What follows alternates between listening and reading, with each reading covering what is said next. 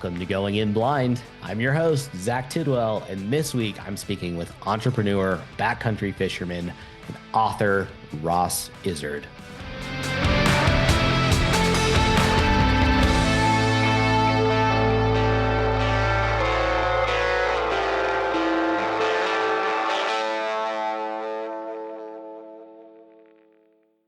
And to everyone at home, thank you for listening. Please take a second to help me grow the show so that I can keep delivering these conversations week after week for years to come. Subscribe, rate, and review the show in whatever podcasting app you're using right now, and check out the show notes to follow me on social media and YouTube as well. When you share your favorite episodes, tag me and use the hashtag GoingInBlind. You can also join my mailing list at zachtidwell.net. And if you know someone you think I should talk to, have them send me an email at contact.goinginblind@gmail.com. Ross, thanks for coming on, man. You bet. Thanks for having me. Yeah. So I typically start these with a little introduction just so that everyone listening isn't blindsided by who the hell is Zach talking to. So for everyone at home, this is Ross Izard, and we know each other from jiu-jitsu, but that isn't really what we're going to be talking about today. He does manhandle me every day. He's way better than I am, and it's really emasculating, but we're not going to dive into my stuff today. Ross has a really interesting background, and we'll get into some of what he does professionally, but it's really, he prides himself on doing these hard things, and he's also been through a lot in the past year. And in hearing him nerd out about his biggest hobby and endeavor that he seeks and pursues and is continuing to strive to get better at, of backcountry fly fishing, even before I ever had a podcast, I was like, if I have a podcast, I need to talk to this guy about it all. So Ross, I don't know if you want to start with kind of your background in politics and how that has led you to finding fishing, and then we could start to dive into stuff from there. Yeah, sure. It's a long and sometimes uninteresting story, so I'll try to abbreviate. I am from Colorado, native Coloradan. There aren't too many of us left, but I'm one of them. Went to college at CU Boulder, graduated in 2009 with a degree in political science.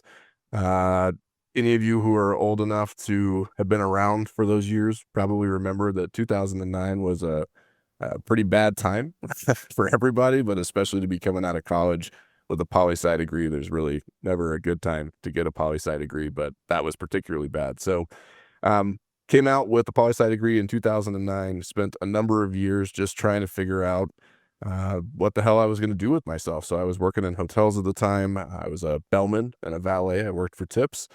And it was kind of soul-crushing work, but it also paid the bills and it was easy. And I managed to exist that way for some time until I had my first son, at which point it was time for me to get real and grow up. And start wearing condoms. Well, no. In fact, I'm still terrible at that. So now I have Nice. 4 children. But it's it was time for me to get real. And so I went back to grad school. I went to the University of Colorado, Denver, School of Public Affairs for a Master of Public, Jesus Christ, Zach, I'm forgetting what my actual degree is. Public Administration. There you go. Okay. You can tell how much your degree means out in the real world when you forget what it's actually in, but it is hanging behind me here. So I got my master's in public administration, went through their accelerated program, which was a year of not being allowed to work and just having to be in school and do that full time. Slamming 2 years down into about 9 months of school. Had a good time, came out, got an internship, and that turned into a job. And I spent the early part of my career being a professional nerd. So I worked at a think tank here in Denver. I worked on education policy and gun policy and a number of other things, did research, wrote white papers. I did statistics, which if you ever meet me today, you would be hard pressed to think that I was ever a statistician, but I was. And then I realized that nobody cared about my white papers and my numbers. I'd go down to the Capitol and I'd show them to these folks and I'd say, look, here's the research, here are the numbers, here's what you should do with state law to solve this policy issue. They'd pat me on the head and say, we don't care, go away, we're playing a different game here. So from there, I started lobbying. Became clear to me pretty quickly that I was going to have to play the game they were playing if I wanted to get anything done. Spent a number of years lobbying for a bunch of nonprofits around Denver. That turned into some in-house government relations work for a large nonprofit here in Colorado running their national shop. And then about 6 years ago, left to found my own government relations firm, CFO Strategies, where we work with a whole bunch of different clients all over the country, primarily nonprofits, and help them figure out how to do this crazy legislative lobbying public policy thing, which is a crazy world and sometimes a lot of fun, sometimes not a lot of fun, but it's what I do and it's what I'm good at, and will likely be what I do until I leave this place. Fishing came in relatively late in that process for me. So, working in politics is a pretty high stress job.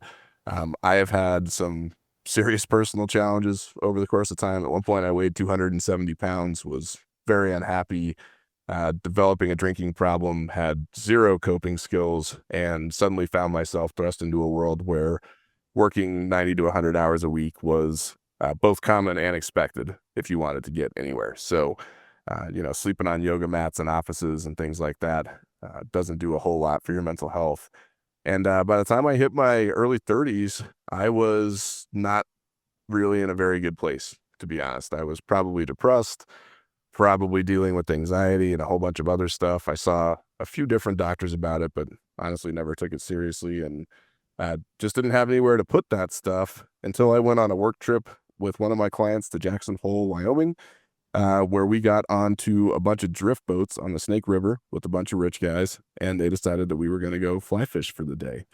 And I went and I hopped on the boat and I didn't think anything of it because whatever, it was just part of the job. And I had the best day, I think, of my entire life up to that point. That it was just magic, man. It's hard to describe, but when you find something that really speaks to you as a person and speaks to your soul, it was like coming home. It was like finding the greatest thing in the world. And I left that trip just incredibly excited about getting back into fly fishing. I decided that I wanted to do this thing. And then I've spent the intervening years between here and there figuring out how to do it without sucking catastrophically at it. And in the process, doing more and more far out wilderness fly fishing because I have found that the most peace that I can get is far away from people in the middle of nowhere with the fly rod in my hand. So that's the short version. So we're gonna put a pin in it and come kind of step back through some of this stuff because I wanted to reiterate, you talked about if people met you, they would never think that you were a statistician, and I can absolutely get behind that. Honestly, when you said that you worked, you're like, yeah, I have my own business doing government relations and legislation work, and I was like, what? Like it, that is, I don't know what I would expect you to be doing, but it's not that. When you said you were big into fishing, I was like, okay, that math checks out. But it's funny to me because I can't see you in that world. Not that, I mean, I think you seem too genuine to be like, yeah, politics is my thing. Yeah, I mean, I appreciate that, man, and I hear it a lot. And I'm like, I have dual personas, right? So there's me outside of work where I get to do jujitsu and go fishing and be a dad and all those things. And then there's me at work where I walk around, yeah, wearing suits and ties and dealing with this stuff. But I will say that I decided real early in my career that I would not do this political game or this lobbying game unless I was doing it for causes and people and organizations that I believe in. So I have never lobbied a day in my life for corporate interests that I don't care about. Have never lobbied for even an hour of my life on an issue that I don't believe in and care about very deeply. And even now, when I go out and do the lobbying that we do, it's a rough game. Politics is it's a contact sport, Yeah. but we're doing it for causes that matter. So I have a client that provides scholarships to low-income kids. I have another that does housing for foster families. I have others that are into affordable energy and affordable transportation. And I'm kind of I'm a closet bleeding heart, man. I'm the patron saint of lost causes. I love to work on stuff that I believe in and have been fortunate enough to be able to build a company that does just that. So I like to say we play the wrong game for the right reasons, and I'm good with it that way. Well, and you mentioned kind of, having a harder time earlier on, was that because you weren't working in or in areas and on projects that you were getting behind, or was it just the stress of it all? I mean, that seems like that would be a pretty rigorous and like high energy, fast movement field. But what was that all stemming from? Yeah, that's a good question. I There was a period of time when I first started where I had to deal with and accept, I guess, some things about human nature and people and society that I think I had ignored before, or chosen not to look at. And so if you ever really want to spend some time doing a deep dive into human nature, spend some time at your local state capitol. It'll disabuse you of most of your fairy tales pretty quickly. And it can be pretty hard to make peace with what that actually looks like and what people need and what they don't, and how they operate. So that was part of it, right? I was working all the time. I was barely seeing my family. I was dealing with these pretty rough people who were challenging my expectations about morality and what makes people good and what motivates people. And then on top of that, I just wasn't taking care of me. I wasn't exercising. I wasn't pursuing hobbies. I didn't really have any passions. I was just burning time, man. I worked 100 hours a week, and the times in between, I sat on my butt and did absolutely nothing. And you can only do that for so long before you start losing little pieces of yourself on the road. And Yeah. life gets hard, man. The older you get, the more challenges you face. And if you don't spend the time young putting together a strategy for how you cope with those challenges when they roll around, then they show up and they punch you in the face and send you tumbling down the mountainside. And that's kind of what happened to me. I wasn't ready for it when life got real. And it was a bad time. It sucks to wake up in the morning and look in the mirror and not recognize yourself and not want to be that person. But it's also a good time to start making changes. So I'm thankful for it. Yeah. How old are you now? 38. Okay. When you grew up, I mean, were you like an athlete and someone with hobbies and stuff? And had you just kind of lost that along the way because you got sidetracked by your career? Or was that just something that you discovered as you got older? Like, hey, I'm missing something here that you'd never had. Yeah, I mean, I played sports and I did stuff and I had friends and I mean, I had stuff, I guess, but there was never anything that I really connected with. And to be honest with you, not that you need to be my therapist here necessarily, but I look back on a lot of that stuff and I realized that the vast majority of what I did with my youth and with my adolescence was focused on what I was supposed to do, right? It was all the shoulds. And I did a lot of shoulds. I played sports, I lettered, I was valedictorian. There was a lot of stuff that I did that was what you were supposed to do, and that was fine. But I spent so much time chasing the stuff that I thought I was supposed to do that I didn't spend a lot of time exploring or learning or pursuing things that I wanted to do. Um, and the net result of that is that you get where you're going, but you don't really have a lot to show for it from a personal development standpoint. Um, and that's, we're still unpacking it, man. I'm 38. Give me another 20 years of therapy and maybe we'll have the answers. But I think that had a big something to do with where I found myself in my late 20s and my early 30s. Yeah, and I guess if if you don't want to get into this stuff, you can tell me to fuck right off and we'll move along. But as you said that and pursuing the shoulds more so than what you thought you wanted to do, was that family pressure? Was that just stuff that you came up with on your own? Like you were goal driven? What was that? Or do you want to move right past all that? No, I mean, I don't know how interesting it is, but we can talk about it. I mean, I'm curious, so let's talk about it. Yeah, I've always been goal driven, and driven in general to the point that it's almost a problem for me. It's like I have a switch in me that doesn't function properly, and I just can't quite turn it off. So, yeah, super goal driven and chasing the stuff that I thought I wanted then. But of course, when you're in your teens and even your early 20s, you don't really know what you want. You think you do, but you don't really. And I put a lot of time and energy chasing that stuff, which, it got me probably to where I am today if I were to trace a straight line through it. But it also I think led me off the path of being able to find something that looks like balance. And I should qualify that because I live a very unbalanced life. I mean, I work a lot. I'm obsessed with what I do for a living.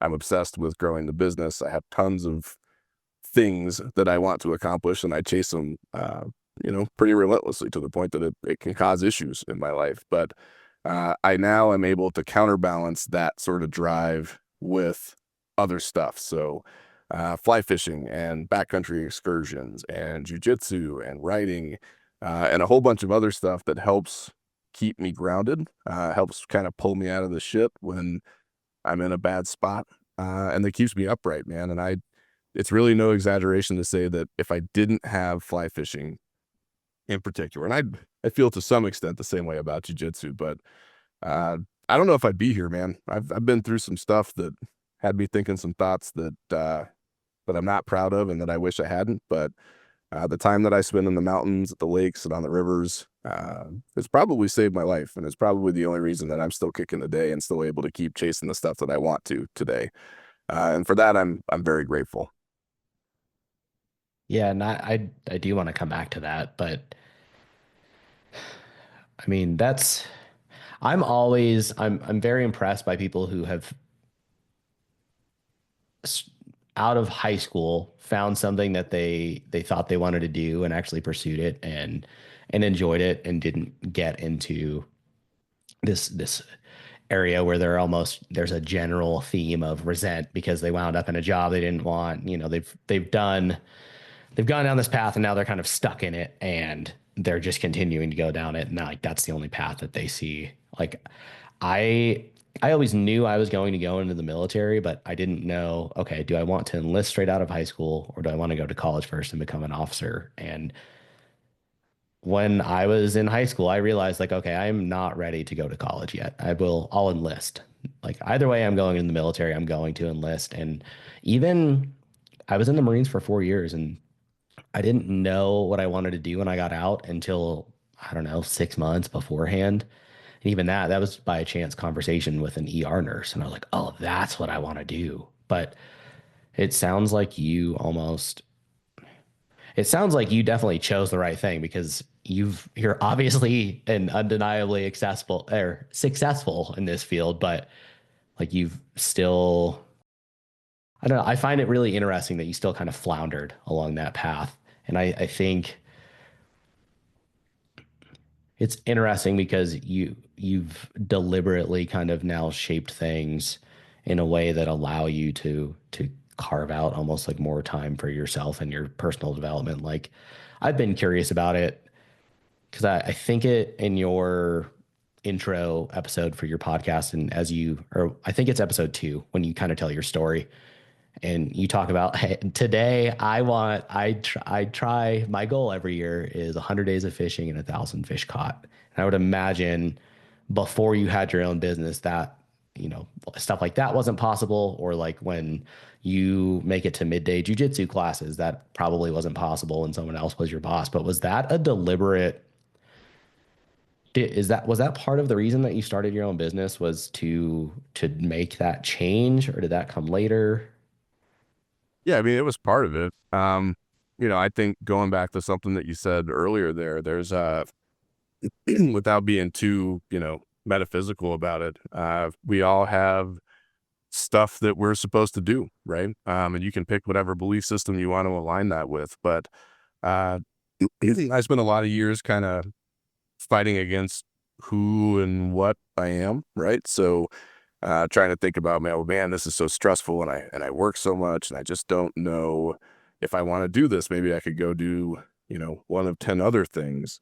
And it took me a lot of years to realize that I'm good at what I do. I'm good at what I do for a reason.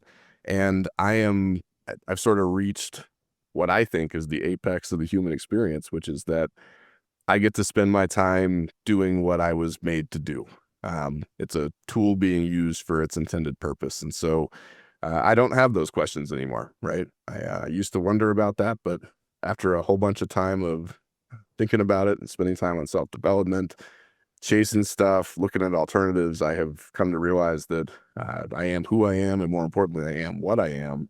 And I feel really blessed to be able to do what I was supposed to do every day. Doesn't mean I always like it. Doesn't mean it's always fun. Um, but I'm grateful for it because I don't think that there are many higher levels of happiness than um, being able to be used for your intended purpose. And so that's a huge part of me staying in the industry and continuing to do it even through the hard stuff. It was one of the primary drivers for me doubling down and starting the business. So, I had an opportunity to get out or go take a highly paid job elsewhere where I wouldn't have to do much. And I opted to throw those things in the trash can and start a company on my own with $100 in a bank account. Um, and when I did that, the people that I was around at the time, including some folks that I worked with at the time, laughed at me, man. They were, it's not going to work. It's impossible. You can't make it happen. You should just go take the sure thing, bird in the hand, yada, yada. Um, and I didn't. I decided to jump out of the airplane, and I literally started the company with $100 in a bank account and one client that was paying me maybe enough to buy half of my groceries for the month, and decided to go that route. And I am ridiculously grateful that I did because, like you said, it gives me the opportunity now to not only have the sense of accomplishment, because there's nothing better than throwing it in the face of people who laughed at you, right? And being like, well, I made it anyway, motherfucker, right? But there's also, it does buy you time to do other stuff and pursue other things. Still work a ton, right? I'm still working. I'd say my average work week is probably somewhere in the neighborhood of 70 hours. And during legislative session, it's 90 to 100. So I still am working all the time, but it buys you the time to go out. And if you want to go fish on a Wednesday, you can go fish on a Wednesday. If you want to go to jujitsu at lunchtime, you can go to jujitsu at lunchtime. And, for all the stress and all the sleepless nights and questions about whether or not I was going to make it, I would not change it for anything in the world. And I cannot imagine at all a scenario where I would ever go back to working for somebody else for a whole lot of reasons. But yeah, the freedom and the time are a big part of that, man. There's nothing more valuable than time. Everything else you can make more of, but not that. And if this is able to buy me some time to chase the stuff that I love, on top of giving me a chance to do the things that I'm supposed to do, that's pretty good. I don't have a lot of complaints about it. Yeah, and I mean, I, I knew you were super busy with work because sometimes you come in and you're like, yeah, I've been traveling back to back and I've been doing all this stuff at the gym, but you seem genuinely content. And you have, even last year, I mean, you were going through a lot last year. And for people listening, Ross and I aren't close. We don't hang out, but I see you a couple times a week. And like you talked about a little bit of what was going on. But, and even then, though, you just seemed, I mean, I don't know, content is not the right word because you can't be content when you're going through stuff like that, but just accepting of it. And you're like, I'm just rolling with the punches. And I think that having been through a lot myself, I think having that, it's like you have a strong foundation there to kind of lean back on, even when there's other stuff going on. And that's so important. And even if you had gone out and started the business and fallen on your face and the people who had laughed at you were right, like, so what? And you tried it and and even then, if you hadn't, you'd probably be looking back right now and be hating the job that you did take and been like, man, I wish I would have started that business. And like, where would I be with that? And I mean, it sounds like you've really, I mean, I guess you literally just said it. Like, yeah, I've kind of found my path, but I don't know, man. I respect that a lot. I think it's very impressive. And especially the fact that you've found success in all of it. But I admire that. Yeah. I mean, listen, man, I think when you are true to yourself and you're willing to set aside the little voices in your head that make you question things and just be who and what you are going to find success. And I know that sounds glib and Pollyanna and a bunch of other things, but um, yeah, when you're doing what you're supposed to do, you're going to be good at it, and something's going to come of that, which is probably going to be a good thing. So yeah, I mean, there's a difference between being, I don't know, content and happy and being at peace. And I spent a good chunk of my life at peace, right? I mean, yeah, I've been through some stuff, man. Real hard marriage stuff, real hard deaths in the families. things that are difficult and that I don't like and that I don't enjoy. But I have my safe places and my uh, activities and the things that keep me sound and grounded. And so even when I'm at my worst, I mean, I'm still at peace, right? I mean, at the end of it all, I'm still doing what I'm supposed to do, and that's something. And that's been a learning curve for me, man. A couple years ago, I don't think ever told this story to anybody who is not extremely close to me. But a couple years ago, actually, I was going through a similarly rough time. It's been a long chapter. Um, and I went off on a backcountry excursion to a lake that I had been looking at for quite some time, way off in the middle of nowhere. Um, Nobody goes back there. I doubt many people even know the lake exists. And I hiked up there, and I didn't know for sure that I was going to come back. So I hiked up there with the backpack and my fishing gear, but I also hiked up there with the loaded 9mm. And I spent uh, more time than I would care to admit sitting by a lake with a loaded gun and deciding whether I really wanted to continue doing this life thing. It was quite a fucking experience. And I had a version of all the things that we're talking about here run through my head over the course of that time. And when it was all said and done, I picked my shit up, put my fly rod together, I put the gun away, I fished, I caught some really, really, really nice cutthroat. Um, and I just left that shit behind. I made my choice. I had my moment. I had the fork in the road, and I decided to put that behind me to focus on the things that I'm good at and where I can do some good, and to let the rest of that shit go. So I hiked back down, and I've been okay since then, to be honest with you. It was not an experience that I would say that I'm proud of and not one that I would like to repeat, but it was a big decision moment for me in my life, and one that I hope will frame the rest of my years down here on the crazy space rock that we all inhabit. Do you remember what it was? I mean, I'm like, for so I decided I was going to shoot myself 4 days before I did it. And I didn't, and I think part of that is because I was sober. I think you know that I've struggled with alcoholism, but I was also struggling with it leading up to my suicide attempt. And the night that I shot myself, I was drunk. And I think, I question, okay, would I have gone through with that if I wasn't? I had started drinking for the liquid courage part of it. When that night I was like, oh, I'm gonna, you know, help help ease the decision here to actually go through it. But was there something specifically to you like that because for me, what's really helped me in all of this, and I didn't have a choice because I had a bullet hole in my forehead, was started having to speak up. And even when I've been through hard times since, that is speaking up is what has gotten me through stuff. But I'm really curious. I mean, that's you out in the woods, essentially, maybe not necessarily with a plan, but at least partially prepared to end your life. Is there something that stands out there? I mean, to go from that to, you know what, I'm gonna fish, I'm gonna go home, I've made my peace with whatever that was. That's pretty profound. Yeah. I don't think there was a specific thing, man. It was, I guess, an overwhelming sense that I still had stuff to do.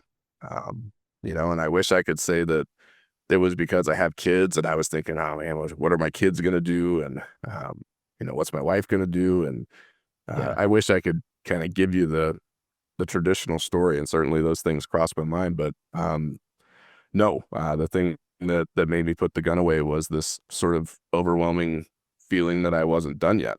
And I still have stuff to finish, and that I was abdicating my responsibilities to come back down the mountain and do the things that I was put on the earth to do. And I don't know what those things are. This is not I'm the chosen one and I'm going to change the course of the universe. I'm not saying that. But I did feel very clearly on that mountain and at that lake that I had a purpose, and I had a reason to go back down and get on with that purpose, and that doing anything else would be wrong on a whole bunch of different levels. And so that was what I did, man. And it was a crazy decision point for me. Yeah. Because it was a final decision point for me, right? I had the chance. Nobody would have ever found me out there. Didn't tell anybody where I was going. And I chose not to. And there's no going back on that, right? Once you commit to the path, you just do, and you keep walking. Do you feel like that was I mean, obviously it's a binary decision, but do you feel like that has literally been a branch in your path where like there was a perspective shift after that? Yeah. Um, there was a there was a shift, and I think that it was a shift into not allowing myself to have ways out anymore. Um, there's a lot of cliche motivational bullshit floating around out there about, burning the boats and all those things. And I do believe those things. So maybe I shouldn't call them bullshit, but I think that I spent a lot of time during those years of my life, playing the grass is greener game.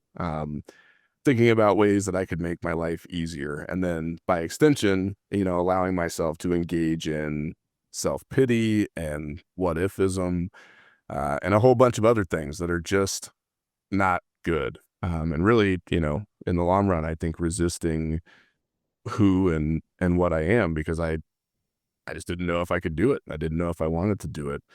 And it's amazing when you let that go, when you are willing to look yourself full in the mirror and say, this is who I am, this is what I am, this is what I do, and this is what I'm going to do, and there are no longer any off ramps, so I'm just gonna keep trucking until I can't truck anymore. Things get simpler, man. And that piece that you mentioned earlier, a lot of that for me comes from the fact that I don't give myself ways out anymore. I don't think about ways out anymore because I've made peace with the road that I'm on. And shit'll happen. Things will go wrong, right? Bad stuff is definitely going to happen to you and to me. But that's okay, because once you've committed to it and you say, I'm just going to walk this path come hell or high water and climb as far as I can until one day I can't climb anymore, and then I'll see where I got. That's a totally different mindset, and it doesn't leave room for things like looking for an exit hatch. So yeah, I Yeah. don't do that anymore. Well, and I mean, going through hard things, and I mean, absolutely in the deliberate sense, like in the, I think I heard Joe Rogan call it voluntary adversity, like in doing physically hard things or mentally challenging things. Yes, that builds character, but specifically, even more so, going through difficult times, like stuff that you have and what you were probably struggling with then, that does build character, and that you do come out on the other side of that with a, if you make it through it with a more complete picture, I feel like. So long as you actually deal with the stuff and aren't avoiding it and leaning into the bottle. And that's actually, you mentioned that specifically, I believe, again, in that episode 2 of your podcast, where, you've mentioned struggling with these things, but getting out in the backcountry and fishing is my therapy. I didn't reach to the bottle. I didn't do drugs. I didn't start chasing women. Like this undertaking for me, and the act of going to these hard to reach places in horrendous weather and freezing my ass off and hiking out there to do it, and that is what has gotten you through this stuff. And is that, I guess I don't even know where to go with that. I will leave it at what I just said and let you take it from there. Yeah. Um, Doing hard stuff is a practicable skill, right? Um, and what I have found is that, you start with the easy stuff. And that was the same with when I started fishing. I would just go, up the road here to our local river, the South Platte. And I would fish, and there was no stress to it. Your car's right there. It's fine. I sucked at it. And it took me a very, very long time to not suck at it anymore. Fly fishing is a hard thing, but, um, it was, there wasn't a lot of risk. And I eventually got bored of that, and I started chasing the next furthest out thing and hiking a little bit, then the next thing, then the next thing. And then pretty soon, yeah, man, these days I live for the next crazy excursion I can go on. And some of these are, some of them are not that crazy and they're on established trails or whatever.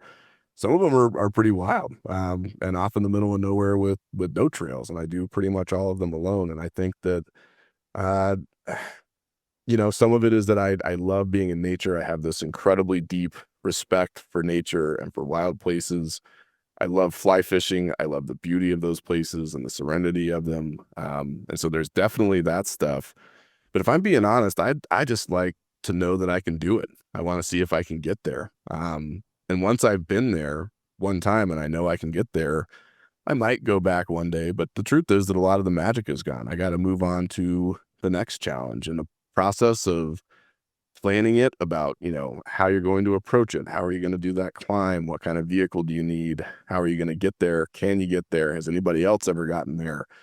I am addicted to that, man. And I love the struggle and the hardship of getting to those places, seeing a plan pay off, and then coming back down, knowing that you were able to rely on yourself and just yourself to get you out to someplace like that, catch your fish, and then get back to your life safely. And I guess that's I don't know exactly how to articulate it. But that's what it is for me. I love the fishing part, of course, and I love catching fish, but it really is about seeing if you can do it, seeing if you can do the next thing, and seeing if you have the level of self-reliance and the level of skill and the level of grit, I guess, to get to these places and earn the right to see them and catch your fish and take the pictures and then come back and keep that memory so that you're prepped for the next one. So that's what I do. If I'm not working, that's probably what I'm thinking about, and spend an awful lot of my life doing it. I mean, if that's what you're thinking about in every waking moment, then you're absolutely doing the right thing, pursuing that. I mean, that's an undeniable fact. But I think, I mean, when you were saying that's kind of a hard thing to articulate, I think you have articulated it. Another thing, that same episode, you said something to the effect of like, when I go out to some of these places, I might be the last person who's fished this, or the first person who's fished this in the last year or the last 10 years, or like maybe someone hasn't been here before. And that struck me when I was listening to all of that, because I mean, I've heard you talk about hiking out there, and I know hiking sucks. Like real hiking with weight sucks. And especially you're doing it with cumbersome gear and stuff. But um I mean, I think that adventure, and there's definitely something being in nature, that there's there's something like some caveman genes get unlocked a little bit. Like if you're outside and you're actually sleeping out in the wilderness under the stars, and you can see the full sky, all the stars without any light pollution. I would imagine, aside from the fact, if I was in your shoes, I would be absolutely terrified of a mountain lion stalking me, which I do want to ask about. And even now that they've reintroduced wolves out here, I don't know if you're going far enough out for there to potentially be wolves, but how you manage that. But I just, I do. I mean, that it's that nature component. And again, I think I think you fishing also is probably tapping into some of that. Like there's some primal stuff going on there where, I mean, you're getting food. I think do you actually do you keep any of the fish? Like are you actually eating them? Nope, I throw them back, Okay. man. I have not kept a fish for many years. Okay. Wow. Um, yeah, listen, man, the act of fishing and being in a river is, I know that you say that I seem like I'm at peace most of the time, and I think I am in the general sense of that, but I am never truly at peace unless I am in the water. That's my place, man. I've spent the best days of my life and the worst days of my life, in rivers and streams and lakes, and they do something for me that nothing else on this planet does. Not religion, not people, not relationships, not money, not awards. It's just it is a different thing for me, and it's a need. I need to be in those places on a regular basis because it's what keeps me connected with myself, but also what keeps me upright. So that's definitely part of it. Um, and I like to go places where people haven't been. Like you said, if I see a footprint, I'm kind of bummed in some of these places. Like, Really? ah, damn, somebody's been here before and it's not mine, right? But being able to go out and experience that and feeling a little bit of the fear. I mean, you mentioned that earlier, but that's part of the game, right? Like, can you make that climb that nobody else has really done? Is the route that you plotted correct? Are you gonna fall on a boulder field and break your leg? Are you gonna get caught in a thunderstorm above tree line? Are you gonna run into a mountain lion? I mean, those questions and all the fears and the doubts and everything are for sure part of it. Um, and climbing up over those things and doing the thing that you said you were going to anyway, uh, that's the point, I think, for me. Yeah. And the more you do it, the less afraid you are, which I think is true of many, many aspects of life, but especially being in the wilderness. Do you have to, I mean, is like my comment about the wolves, is that an actual worry now, or I guess I've I don't have firsthand experience with that stuff. Contrary to popular belief, blind guys aren't just going out into the backcountry on their own and venturing into that stuff. But you do, I mean, they have reintroduced wolves, and you hear of them having there being issues with predation on livestock and stuff like that. Yeah.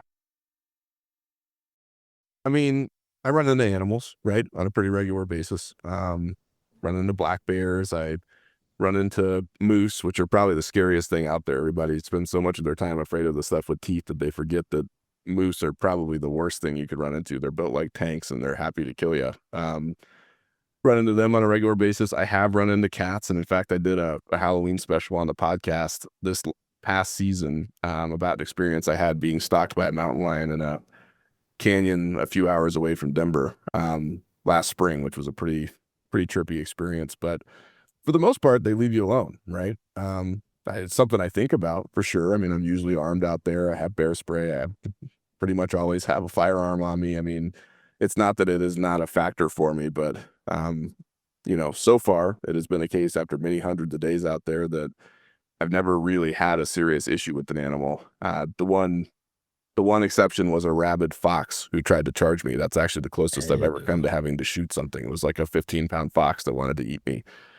Um, What about people? Have you run into any weirdos out there? Because I would imagine that far out, you're like, okay, what the fuck are you doing here? If they don't have fishing gear too, you're like, why are you out here?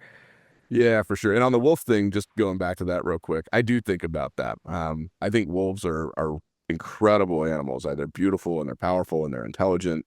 But they're like the velociraptors of the forest, man. They hunt in packs. They're the top of the apex food chain. I've never had an issue with them. The statistics on wolf attacks in the United States are, vanishingly small.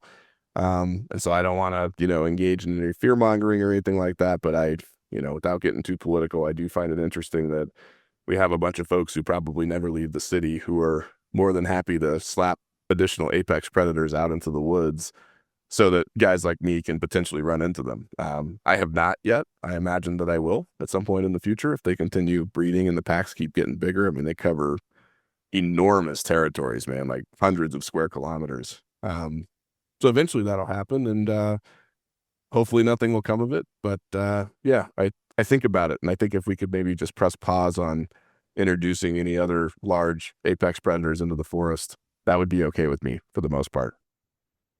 Seems like a fair ask. It's pretty Yeah, reasonable, for but sure.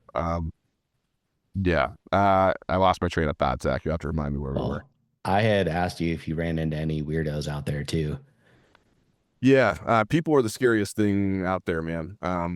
I spend a lot more time being concerned about people than I do about animals. And as you said, being in these places that are way off the beaten track where, I don't want to judge anybody because I mean, shit, I'm out there, right? But uh, you just don't know why people are out there. And the wilderness can attract some pretty interesting folks for all the wrong reasons. I have not ever had a direct encounter with another human that stressed me out, but I have run across people camping in ridiculously remote areas who look like they're living out there or look like they're doing stuff or they're, building like stick totems, Blair Witch style outside their tent. Oh no. So I've seen it for sure, man. But my general thing is I just go around them. Yeah. Especially I actually ran into a guy. I think this was 2 summers ago, and I had bushwhacked off of a established hiking trail to get to these lakes that were several miles off into the forest, over in the Indian Peaks Wilderness. And I was walking around out there. Nobody goes back there, right? There's just no reason to go back there unless you're a crazy person who likes to go fly fishing. And I ran across a dude who was living on a ridge line off in the middle of the wilderness in this old dilapidated tent. He had blankets and stuff hung up outside to dry. He had built, like little stick things outside of his tent. Um, and maybe he was just a struggling artist. I don't know. It might have been nothing, but yeah, I gave him a real wide berth because I'm not trying to, well, have anything that might come out of that happen. So I just avoid them. But other people they do other stuff, man. I had somebody almost hit me with a rock in the back of the head of the lake this past summer because they thought it would be fun to throw rocks off of the ridge line up above me without thinking if there were people below it. I've been places Oh. that have, for no apparent reason, stressed me out and kind of triggered my intuition and my fear response, and I've never been able to figure out why. And um, there's most of the time there's nothing out there. There's nothing in the woods, nothing you need to be afraid of. But every now and then there's a thing. And that's just part of it. You go around it and you keep going. Well, and I think your spidey sense is going up like that. I think there's something to that. I mean, that's like when you can feel that someone's looking at you kind of stuff. I think there's something there. I think not knowing what it was that set that off is creepier than if you had found out. Yeah, there was a place that I went to this past summer actually, and it's a pair of lakes way off trail at about 12,400 feet, um, that are stocked with a particularly rare type of trout. And it took me months to figure out that trout was in there. Nobody goes there. There's no trail up there. They're named, but nobody knows the names. And so I decided I was going to go up there and hike to them. And I laid out the route. Uh, you know, Route turned out to be fine. And I kind of busted my butt up this sort of serious alpine climb up to these lakes. And about halfway up to them, there's a series of smaller lakes that are formed out of the remnants of a glacier that used to be in that cirque. And as I was passing one of those lakes, it's, small lake surrounded by real tall bushes, so you can't really see what's in there. I got just this sort of overwhelming feeling of dread. Man, I don't even know how else I could describe. Just something was wrong, and I needed to not be there at that precise moment. So I hustled past this thing. I went up to the other lakes. As it happened, it took me too long to get up there, and I got blown off by a thunderstorm, so I didn't get to catch my fish. And I came back down kind of salty about it, and then planned to go back because I wanted to get my fish. And I tried 3 more times to get up there, and 2 of the times I committed to doing it, and then I laid in bed for the entire night, completely unable to sleep. I was so stressed out about that particular area that my brain just could not do it. I just couldn't sleep, couldn't go back there, had to call off the trip because I got like half an hour of sleep. The third time I actually attempted it, and I got within, I don't know, 2 or 3 miles of the place and just couldn't do it, man. And that is really strange for me. I just don't have that very often. So I don't know if I'll ever go back there. I don't know what the hell is wrong with that place. I'm not even going to try to guess at it, but yeah, there is something to it. There are certain places where something's not quite right, and that one stands out as a memory for me on that front. Yeah, I'm not a spiritual person, but that almost seems like the universe is trying to tell you to stay the fuck away. I don't know, that gives me the EBGBs. Yeah, it was a scary thing. I still want to get back up there. I just, it's a crazy experience, man. That place legitimately scares me, and I don't know why, which I agree is creepy. Yeah. Well, you mentioned that you like to write. Are you writing about like this kind of stuff and these encounters? Not directly. So I've written a couple of books, novels, one of which is in the process of potentially being published. I just need to actually do that. And I'm working on another that is based on a fly fishing story, and will touch on some of these things, but doesn't get directly into them. But no, I don't really keep a log or a journal or anything like that. I take a lot of pictures, and I kind of keep I guess a photographic catalog or a diary of the places that I've been and the things that I've seen, and I like to go back and look through them. But Outside of that, they're kind of, it sounds stupid, but they're sort of deeply personal things for me. And I don't, they find their way into a lot of my writing indirectly, but I don't write them down specifically because I just think that the writing is never going to be able to do the memory justice. So Yeah, they tend to just live in my head. that makes sense. My first thought when you just said that you've written a couple books was one, and I've thought this before, but you need to start telling people about this stuff. I first of all, I didn't know you had a podcast until I mentioned wanting to have you on my podcast. And you're like, yeah, dude, I've been doing one for 6 months. And then like I think it was Lloyd. I was talking to Lloyd Jiu-Jitsu and because someone else had mentioned the podcast and I was like, yeah, Ross is about to come on. And he's like, yeah, he has his own business, right? And he's like pretty successful. And I was like, yeah. And he's like goes on these crazy backcountry fly fishing excursions. And then now I'm learning about this stuff. Like you, everyone, I don't know why you're not like sharing these endeavors with people, but you should because everyone would support you. Everyone thinks very highly of you. So stop being weird and tell Well, I know people. that's not true, but I Well, I don't think very highly of you, but other people do. So no, I appreciate it, man. But you know what? That's not the point, right? yeah, Point for me is really personal development, and I'm always happy to share when it makes sense to share, but I'm not doing it for attention or self promotion or anything like that. I just do it because it's part of me and it's what I do. So yeah, man, I've got a lot of interest in a lot of stuff that I do that I just don't talk about very often, and maybe I yeah. should do better about that. But the truth is, it's all just kind of part of my own personal journey, and even if nobody ever knows I do it, nobody ever sees the books, and nobody ever knows where I go, it would still be worth it to me. So I guess that's always kind of secondary in my mind.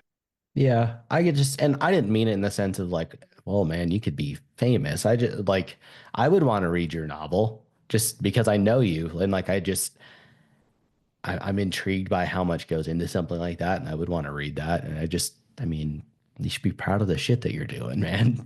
But Yeah, well, do you want to talk about the novel at all, or do you want to keep it to yourself on here? uh, I mean, it's up to you. If you want to talk about it, we can. It's a I'm curious about it. You just said that your writing is kind of a personal thing, so I don't want to try and pull it out of you if you don't want to talk about it. no, I mean, I'm happy to. I mean, I'm trying to publish it so other people can read it eventually, I guess. Are you trying to go the traditional route or are you self-publishing? I don't know yet. I played around with a little bit of the traditional route. I've had a couple of maybe pieces of interest out there, but to be honest with you, um, the publishing industry is kind of a crazy world that may or may not have anything to do with the quality of your writing. Oh, it's a mess, dude. It is such a on both fronts, whether you go self-publishing because of all the vanity publishers and stuff, but yeah, the traditional publishing world. I mean, if you're not, especially as a debut author, like you are going to get shafted if you went through a big publisher for your book. If you manage to somehow weave your way into a publishing deal, like you will get pennies on the dollar from each of those books. Yeah, for sure. And that's okay too, right? I mean, this is the beauty of owning your own company is that like I do fine, right? So I don't need another Yeah. job, and I'd love to get paid for my stuff. Of course, I don't want to get shafted, but at the same time, it's not a I'm still going to eat, right? So I can kind of pursue these Yeah. other things without the pressure of having to, sign a huge book deal. But that said, I wouldn't say no if it came along. So, um, but yeah, the one that I'm working on getting out there is a work of historical fiction. It's set in May 1940, which was the Battle of France, the German invasion of France that sort of kicked off the worst part of World War II. But it's not really a war story. It's a story about a young boy. His name is Henri, which is the French version for Henry, you might have guessed, who is looking for his father in the middle of this sort of cataclysmic war-torn situation in France. And the book kind of follows him on his journey across the country to the coast, along with his brother and some other folks who come along. And the whole thing is really about a young man finding his way, being forced out of circumstances that were comfortable and known to him, and going out looking for something that in the end he finds, but not in the way that he thought that he would. And that's the story's been kicking around in my head for a long time. It took me years to decide on a setting that would work for it, where I thought that I could really write it down and do it justice. And I was happy to finally do that. And in addition to being I hope, good book in its own right, it was a cool way for me to process stuff that I have with my own family and my own father, and some stuff that I've been through in a way that is literary and entertaining, but also therapeutic and allows you to be honest in a way that maybe just talking about it directly with somebody else wouldn't. Yeah. Yeah, so writing's a form of therapy for me too, and there are large pieces of me in everything that I write, even though the books are not about me, obviously. Well, it's interesting that you say that specifically. I've had two authors on so far, and both of them have said the same thing. They're like, yeah, it's like one of the guys is writing particular about law enforcement and like Air Force OSI agents, and he was an Air Force OSI agent. And it's all fiction. He's like, yeah, I absolutely am. Like, each of my books is pulling on something like from my past, and I might, blur the lines between people to make a character and stuff. But it's helped me process so much of that stuff. It's just I've never written any fiction, so I don't know. I guess that's not something I ever would have expected, though it makes sense. I mean, if you really stop and think about it, that it would be that way. But are in deciding for historical fiction, are you a big history buff, or is that just for whatever reason that's what landed in your mind? I do love history, yeah. I read a lot about it. I spend a lot of time thinking about it. I think, as trite and cliche as it is, one of the best ways to interpret the present and predict the future is to understand the past. And so, there are moments in human history that I find to be ridiculously fascinating. World War II is one of those. But yeah, I spend a lot of time reading about history. I'm just continually astonished by human beings. I think that we're a very crazy species of tailless space apes who do ridiculous things that make no sense on paper and that no sane, rational being would ever attempt. But we do it and we succeed at doing it. And we have somehow managed to build this really pretty incredible world, for all of its faults, based almost solely on a bunch of crazy individuals who are willing to take risks and be laughed at, and attempt really difficult or impossible things. It's cool, man. I find a lot of inspiration in those stories. So history is a lot of fun. I don't have any formal education in it, but I do spend a lot of time reading it and thinking about it. That's really neat. How long did the book wind up? Like, do you know word count wise ish? Yeah, it's about 90,000, I think. Jeez, dude. How long did it take you to write? Let's see. That one took me, depends on how you define right. I had a complete draft inside of about 7 months. That's Um, cooking. I would just, yeah, but the story was in there, right? I mean, it was already Yeah. there. I already knew what I wanted to write, and it was just kind of my job to put it on paper. It was kind of a crazy, I never outlined it. I just wrote it, That because I was going to be needed my to. next question. I was very curious because I mean that's what they say. There's very distinctly there's plotters and there's pantsers, but yeah, you just sat down and just wrote 90,000 words.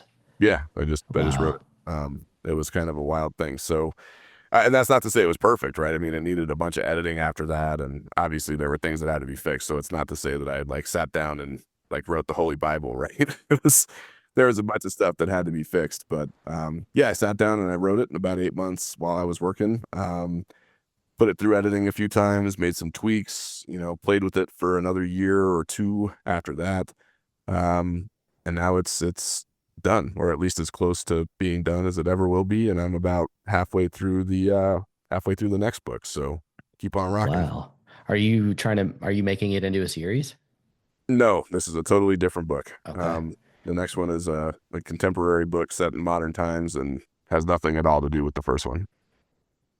Damn. So I've been curious and I totally I've always been curious about this and I don't know how I forgot to ask the last two guys that came on that were when they were talking about their books, but um I've like I said, I've never really written any fiction and even my book is nonfiction, but because it's my own story, there was no plotting needed. Like I know what I need to touch on, but with entirely creating something out of your mind, especially that's that long, when you went back to edit, are there a lot of disjointed thoughts there as you're going back through for draft two? Or I guess I have a really hard time trying to like fathom how the hell that works out, especially with putting kind of the bow on everything as you're tying different narratives together and things like that.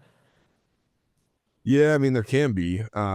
That's kind of the difference between like what I would call macro level problems and micro level problems. So, any book that you write, really regardless of how much planning you do, is going to have micro level problems. So there'll be a character who is wearing something in this scene, and then you describe him as wearing something different 3 pages later, just because you weren't paying attention, right? Or you stood up to go get a coffee, or you took a break overnight, or whatever. So there are little inconsistencies like that are going to pop up in any book. And they're not really a problem. They're something that you pick up in editing and correct and fix. Uh, Macro problems are more, they're more serious. Those are problems with the plot or with the characters or the theme, or something that you can't just fix by like modifying a few lines of text. It's going to require reimagining, an entire chapter or an entire section of the book or an entire character. I didn't have any of those macro issues. I did change things. There were places where I tweaked things and changed them, but I didn't have any sort of macro level problems that I had to go and solve. I had hundreds of micro level problems that I had to go and solve. Um, so remarkably clean, I think, for what it was, but certainly not perfect, man. Many dozens or maybe hundreds of hours spent refining and polishing and cleaning up after the fact, for sure. Do you read quite a bit? Like, do you actually read a lot of fiction? I do, yeah. Okay. We joke at jujitsu about me being illiterate, but I actually do read. I do read a lot. Well, Uh, that's when I mean, I joke about you being illiterate, but that's just because I talk shit to everyone. But well, yeah, when you said like I've known you're an intelligent dude, but even earlier when you were like, yeah, and I was valedictorian, and then you just glazed over it. I'm like, what the fuck, Ross? yeah. Well, I mean, who cares, right? It doesn't matter. That doesn't Oh, matter. absolutely. That's not something you should be telling people in like random conversations. But I mean, I'm glad that we did this and that I got to kind of dig in more because I've known that I wanted to do a podcast for a couple of years. And when I finally decided, like, okay, it was after I finished the first draft of my book, I was like, all right, now's the time to do it. And I mean, I was like, I need to talk to Ross at some point. So I'm really glad that you were open to coming on. And I know we got into some heavy shit. I don't know that you were prepared for that, and I apologize if you weren't, but I like just letting these conversations go. Well, and look, you don't have to apologize for that. Last story, and then I'm shutting up because I know you need to get out of here. But when I was a kid, typical kid, I was afraid of the dark, and I was afraid of monsters. I grew up with a single mom in a real small apartment in Denver in a bad neighborhood, and um, I had a lot of fears, and I was afraid of what was in my room and what was under my bed and what was in the closet, and everything else. And I You were in the remember closet. I'm still in the closet, man. I got to Oh, stay on my own okay. good, but one night I was there and I was hiding under my covers in bed, from whatever happened to be in my room, and my mom, bless her heart, came and sat down on the edge of the bed, and she pulled the covers back and she laid a hand on my head, and she looked me right in the face and said, the monsters don't go away just because you close your eyes.